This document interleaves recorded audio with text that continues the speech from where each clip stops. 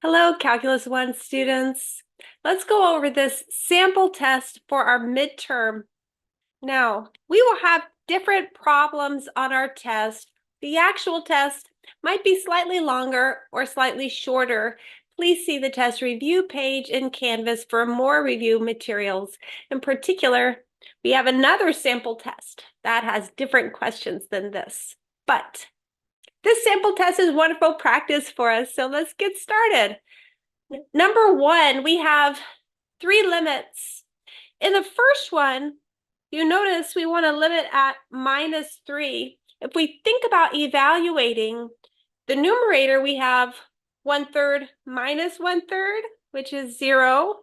And then in the denominator, I would have -3 plus 3, which is 0. So we have this indeterminate form. Now, this does not mean the limit exists. It does not mean the limit doesn't exist. It means we need to do more work.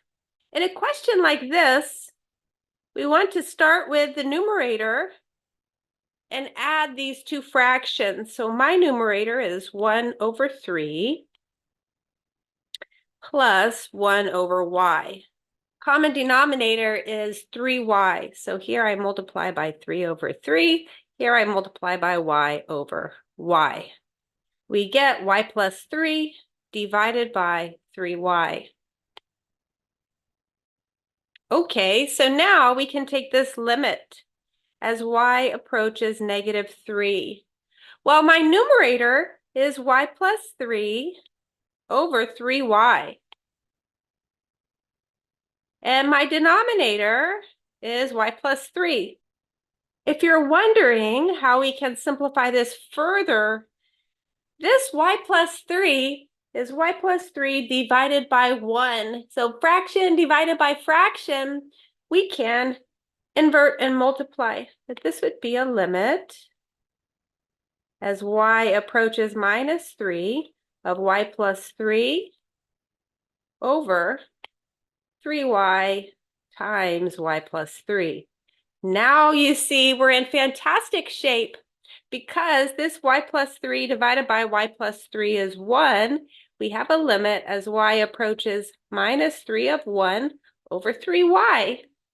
This is now defined at y equals -3, and so we may just evaluate. We get -1/9. I just moved some things around for spacing. Okay, B and C, you notice we have the same function here. In B, we want to limit at infinity, and at C, we want to limit at 0. Maybe I'll do part C first. If you think about what's happening here, this is not indeterminate. In fact, this function is continuous at 0. So we may just evaluate. Here we go. Letter C. Well, we just substitute x equals 0. And so I have 0 plus 4 divided by 2 plus 0, which is the square root of 4/2 or the square root of 2. So this is my answer. This is my answer, square root of 2. Now, for the limit at infinity, really we have two steps here. So first, let's look at a limit as x approaches infinity of what's underneath the radical. We have 3x to the 6th plus 4 divided by 2 plus 4x to the 6th. Okay, how do we attack something like this? Well, we divide every single term by x to the highest power that we see. In this case, it's x to the 6th. So I will have 3 plus 4 over x to the 6th, and then divided by 2 over x to the 6th plus 4. Now, you see we can use properties of limits. When you have a constant over something growing without bound, this goes to 0 as x grows without bound. So what we're left with is, well, we have 3 plus 0 divided by 0 plus 4. 3/4. Well, this is not my answer. Now we need to use the fact that the square root is continuous. We may bring the limit inside the continuous function. So if we want to limit as x goes to infinity of the square root of all of this, this would just be the square root of 3/4, which we could write this as the square root of 3 divided by 2. Square root of 3 divided by 2. Number 2, we have a graph and many questions to answer. The first all involve x equals 1. So here's x equals 1. We want limit from the left, limit from the right, overall limit. Well, coming from the left, we are approaching y equals 3. Coming from the right, we are approaching y equals 6. The limit from the left does not equal the limit from the right. The overall limit does not exist. Next is a limit at 4. Well, coming from the left, coming from the right, we are approaching y equals 0 in both cases. F of 4, though, is not 0. F of 4 is here. It's at 2. So that would be this answer blank. Finally, we want f of 1. Okay, that is here where it's filled in. F of 1 is 6. Wonderful. Number 3, we want to find the instantaneous rate of change for this function using the limit definition of the derivative. And I have given it to you. In a question like this, if we use rules for derivatives, we do not get any points. I will say this question came off a old final exam for a Math 1341. Wonderful. So in a question like this, we want to start with the numerator, which is f of 0 plus h minus f of 0.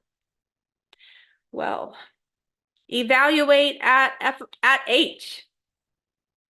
So everywhere I see an x, I put in h. This is 1/2 minus 2h. And then we subtract off f of 0, which is 1/2. So our next step is get a common denominator. Usually in questions like this, I just multiply these two denominators. So while that's not our only option, I think I'll do that in this example as well. So here, we multiply by 2 minus 2h over 2 minus 2h, and then over here, we multiply by 2 over 2. My numerator, I have 2 minus 2h, and don't forget the parentheses because this minus sign distributes. And then in the denominator, I have this product, 2 times 2 minus 2h. Okay, well, 2 minus 2, this adds to 0. And then we have two negatives, so this is positive 2h divided by 2 times 2 minus 2h.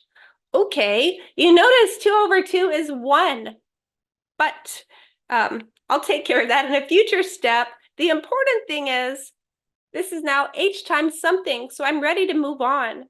So now we want to limit as h approaches 0. We take this and we divide by h. When we do, the h is here. So we have a limit as h approaches 0. Here's where I'll start canceling some things off. 2/2 is 1. H over h, this is also 1. So now I'm left with 1 divided by 2 minus 2h. And when I take this limit, we have 1/2. We evaluate at h equals 0. Number 4, we want an average rate of change of a function and an equation of a secant line. Well, average rate of change in f over change in x. This will be f of 10 minus f of 1 divided by 10 minus 1. Usually in these, I'll come to the side, calculate f of 10. We have the square root of 36, which is 6. Calculate f of 1. We have the square root of 9, which is 3. Wonderful. So we have 6 minus 3 over 9. This is 3 over 9, or 1 over 3. Equation of a secant line. Well, we know the slope. This came from part A. And then we have two choices for a point. You could use 10, 6. You could use 1, 3. Either one, perfectly fine. I guess I'll use 1, 3. My answer is y minus 3 is 1 over 3 times x minus 1. Number 5, the psychologist determined that the number of facts of a certain type remembered after t hours is given by this function. Now, a question like this, what we need to keep in mind is something like part A, how many facts are remembered? This is, in fact, I'll write it, what we want is f of 1. Evaluate the function. But then a question like B, what is the rate of change? When you see this, rate of change of the function, okay, this is a derivative. So in B, we want an instantaneous rate of change at t equals 1. Okay, well, f of 1, we evaluate. We have 90 times 1 divided by 99 minus 90. 99 minus 90. You notice this is 90 over 9, or 10. So this would be 10 facts. Well, in B, as I mentioned, we want a derivative at t equals 1. First, I need to differentiate this function. You notice this is a quotient rule. So I have denominator 99t minus 90 times the derivative of the numerator is 90 minus the numerator 90t times the derivative of the denominator 99 all over denominator 99t minus 90 squared. Don't let this intimidate you. It's really not too bad. So we can take one small step to help ourselves before we evaluate. My denominator I'm going to leave alone, 99t minus 90 squared. But then look what we have. We have 99t times 90 minus 99t times 90. So my numerator is just the following. It's minus 90 squared, or minus 90 times 90. Understand it is not this. Okay, the negative is outside of the square. Well, now I can evaluate at 1. So f prime of 1 is negative. We have 90 squared over 99 minus 90 squared, which is 9 squared. I can make this a little bit nicer. We have minus 90 over 9 squared. This is minus 10 squared, or negative 100. In B, the units would be facts per hour, but I'll leave my answer like this, negative 100. Number 6, we have a piecewise defined function. We want to find the constant b that makes this h of x continuous. The justification here will really be from our work shown. Well, if you stare at this formula, 5 cosine x, this is a formula for a continuous function. Wonderful. Similarly, if you stare at this, x x over pi plus b. Well, that's the formula for a line with intercept b, slope 1 over pi. That's continuous. So really the only potential issue comes where on one side we have one function definition and on the other we have another function definition. So our interest really is at this number, 3 pi. Okay. H of 3 pi, well, that's included here. We evaluate 5 cosine 3 pi.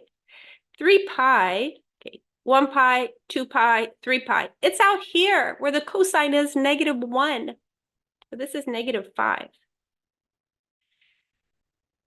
Then we need a limit from the left. We need a limit from the right. The limit from the left, we use values less than 3 pi, but approaching. So this is here. We evaluate 5 cosine 3 pi. In fact, we have this on the line above. This is -5.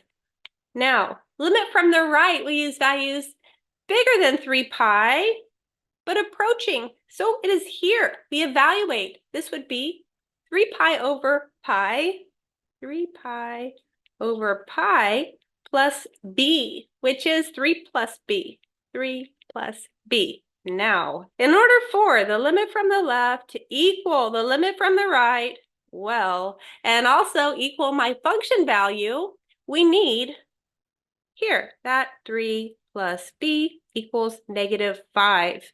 Now we can just solve for b. b is -8.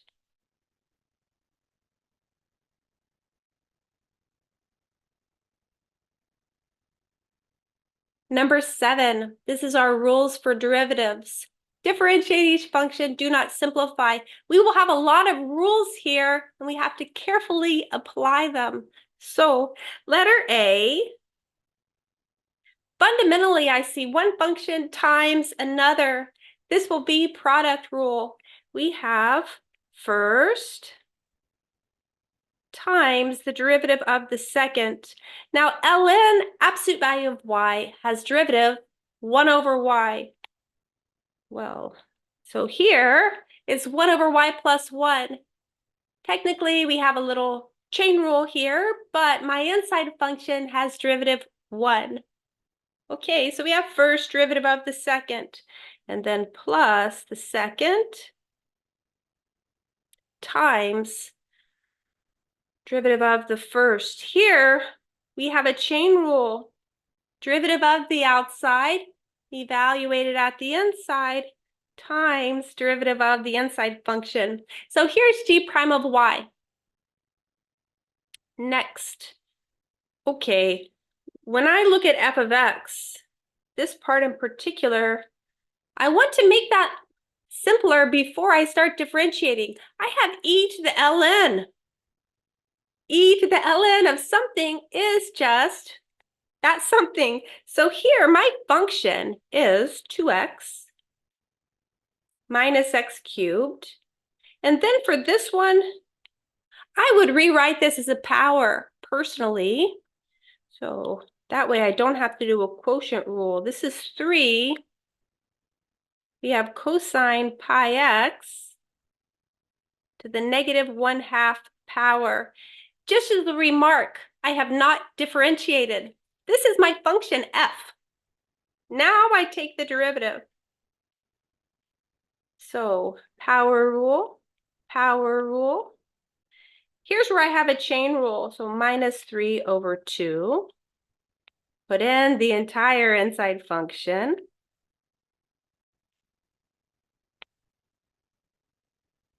Power -1 is -3 over 2. Now, when I go to differentiate the inside function, this is another chain rule. We have the derivative of cosine is minus sine. And then multiply by this derivative of the inside function. Okay, here's f prime of x. Maybe I'll underline, here's g prime of y. Here's f prime of x. Letter C, this is chain rule. we have minus 4 to the minus 5. We put in the entire inside function. So x over 4 minus 4 over x. Now, I need to multiply by the derivative of the inside function. When I go to take the derivative of the inside function, I need to realize that 4 over x is 4x to the minus 1. Okay, so differentiate x over 4. We have 1 over 4. Then minus 4 over x. I bring down the minus 1. This is going to be plus 4x to the minus 2. This was h prime of x. Number 8. This question involves section 5.1, 5.2, and 5.3. It's a great question. First, we want to find the critical numbers for my function. Well, we have a polynomial, and we can realize the domain is minus infinity to infinity. Critical numbers are x values in the domain such that the derivative is 0 or does not exist. Well, then we calculate the derivative. Here, this is all power rule. We have minus 6x squared plus 6x plus 36. What I will do is factor out what's common to every single term. I also like to look at x squared with coefficient 1. So I'm going to factor out a minus 6 here. And then I have x squared minus x minus 6. Okay, so I have minus 6 minus 3 and plus 2. Let's try it. These two numbers multiply to negative 6 and add to negative 1. Very nice. So my derivative is 0 when x is 3 and negative 2. Note that my derivative always exists, so the D and E doesn't really come into play in this example. Next, open intervals where f of x is increasing and decreasing. I typically will make a number line. We divide the domain into open intervals based on our critical numbers. So here I have minus 2, 3. I can write the open intervals underneath minus 2 to 3, 3 to infinity, and minus infinity to minus 2. Then I need to test the derivative. So I'm going to copy and paste this here. I can pick an x value in each open interval. Let's say minus 3, 0, and 4. We can test minus 3, 0, and 4. We're interested in the sign here. First of all, this minus 6 is always negative. We cannot forget that here. So minus 3 is negative. Minus 3 plus 2 is negative. 3 negatives multiplied gives us a negative. Here, 0 minus 3 is negative. 0 plus 2 is positive. 2 negatives multiplied is positive. Finally, at 4, positive, positive. 1 negative multiplied is negative. So the signs go like this: minus, plus, minus. Now I'm ready to answer the question. Increasing everywhere I see a plus, minus 2 to 3, and decreasing everywhere I see a minus. We have minus infinity to minus 2 and 3 to infinity. We don't put union here, we put a comma. It's a list of open intervals. Next part, classify each critical number as corresponding to local max, local min, or neither. Well, I have two critical numbers. What I typically will do is just re-sketch my number line. So my critical numbers are negative 2 and 3. Right around negative 2, it goes minus, plus. Right around 3, plus, minus. Then I just sketch. Okay. So at -2, we have decreasing, increasing, local min. At 3, we have increasing, decreasing, local max. Let's write it. So we have a local min at x equals -2 and a local max at x equals 3. Letter D, open intervals where the function or graph of the function is concave up and concave down. Well, what I can do is just recopy this because I need it. Concavity has to do with the second derivative, and I get the second derivative by differentiating the first derivative, f double prime of x. This will be minus 12x plus 6. My second derivative is 0. This would say 12x equals 6, or x equals 1/2. Then I divide my domain into open intervals, 1/2 to infinity and minus infinity to 1/2. Here, though, I'm testing the second derivative. Maybe I'll just write this underneath. So here I can test, say, -1. We get 12 plus 6, which is positive. Here, we can test +1. We get -12 plus 6, which is negative. So I would have plus and minus. I'm ready to write down my final answer. Concave up, we have minus infinity to 1/2. Concave down, we have 1/2 to infinity. Very nice. Last page, we have 2 questions. Number 9, determine all x values where the tangent line to the graph of x to the 5th e to the x is horizontal. Well, let's calculate the derivative.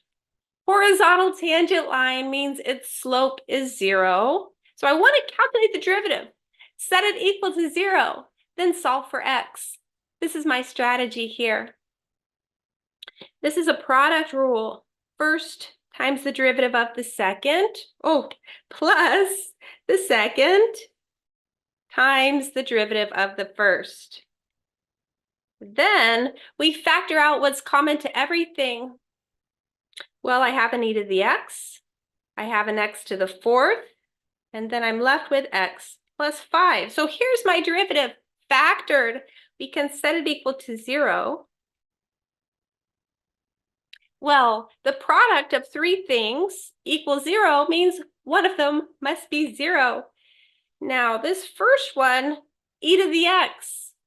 E to the x is never 0. In fact, if we think about the graph of e to the x, it goes to the point 0, 1, and here's the basic shape.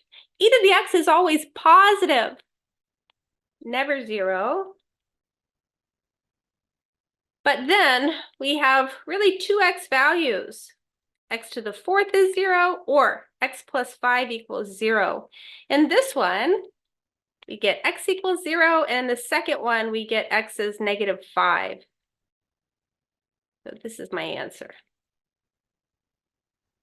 Number 10, implicit differentiation. We have sign up, x plus y equals 2x minus 2y. The first part, we want to find dy dx. The second part, we want an equation of the tangent line to the curve at the point pi pi. Well, first step in implicit differentiation, we differentiate really everything in sight, left-hand side and the right-hand side. So for the sign of x plus y, it's really a chain rule. We have derivative of the outside, evaluated at the inside. And then when I go to take the derivative of the inside function, the derivative of x is 1, the derivative of y is dy dx.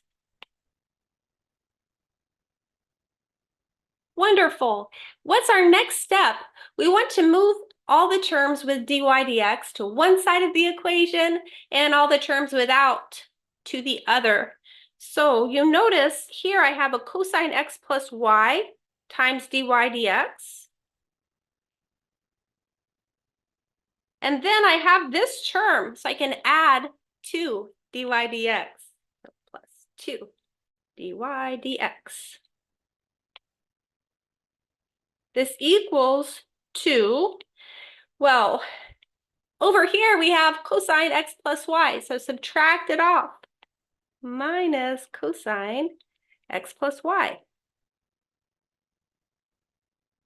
On the left-hand side, I can factor out this dy dx from both terms. So I have dy dx. We have cosine x plus y plus 2. And then I'll leave this alone. My last step, as I make this work a little bit smaller, is just to divide by this. When I do, I get 2 minus cosine x plus y divided by, let's say 2 plus cosine x plus y. Or you could write this as cosine x plus y plus 2. But the same thing, we can add in either order. So this is how I'm going to leave my final answer. Here is dy dx. Okay, next part, equation of the tangent line at the point pi pi. Well, the good news is we already have a point. We need the slope though. So here I need to evaluate this function at pi comma pi. So I will have 2 minus cosine pi plus pi, which is 2 pi, and then divided by 2 plus cosine of pi plus pi, which once again, 2 pi. Well, okay, 1 pi, 2 pi. 2 pi is here where the cosine is 1. So for the slope of my tangent line, I get 2 minus 1 divided by 2 plus 1, which is 1/3. And then my point is pi comma pi. So I'm ready for my equation. Y minus pi is 1/3 x minus pi. Well, this was the end of our sample test for our midterm. Thank you so much, class.